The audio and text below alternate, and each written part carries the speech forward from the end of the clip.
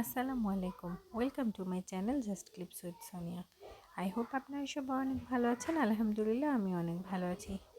আজ আমি চলে এসেছি শীতের খুবই কমন একটা পিঠা নিয়ে, যেটা আমাদের এলাকায় বলে ভিজানো পিঠা বা রসে ভেজানো পিঠা।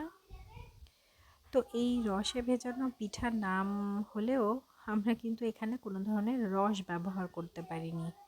খেজুরের রস যেটা, সেটা ব্যবহার করিনি আর কি। আমরা এখানে খেজুরের গুড় এবং দুধ দিয়ে এই পিঠাটা তৈরি করেছি। তো এখানে খেজুরের গুড় এবং পানি দিয়ে সুন্দর মতন এলাচ, দারুচিনি, তেজপাতা দিয়ে জ্বালিয়ে নেওয়া হয়েছে। দেন অন্য পাশে গরুর দুধ জ্বালানো হচ্ছিল।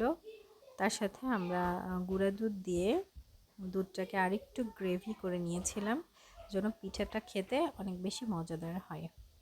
যেহেতু এখানে কোনো রস ব্যবহার করা হয়নি, তাই এই স্বাদটা একটু ডিফারেন্ট। তবে রসের পিঠাও মজাদার, এই পিঠাটাও যথেষ্টই ভালো লাগে।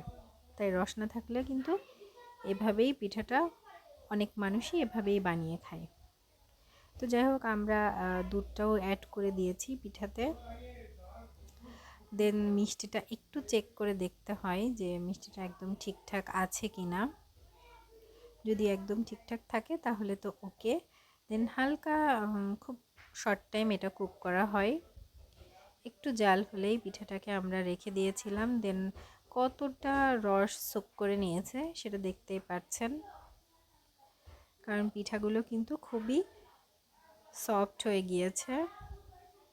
উপরের পিঠা কিন্তু একটু একটু হার্ড থাকে। তারপর আমি দেখিয়ে দিচ্ছি যে আমার পিঠাগুলো কেমন ছিল, কারণ নিচের পিঠেগুলো রসটা বেশি পায়, যার কারণে নিচের পিঠাগুলো একটু সফট বেশি হয়। আর উপরের পিঠাগুলোতে রস যেহেতু একটু কম থাকে, তাই একটু সফটনেস কম থাকে। তারপরেও দেখা যাক কেমন হয়েছে আমার পিঠাটা। তো আমার পিঠাটা কিন্তু মাশাআল্লাহ অনেক ভালো হয়েছিল।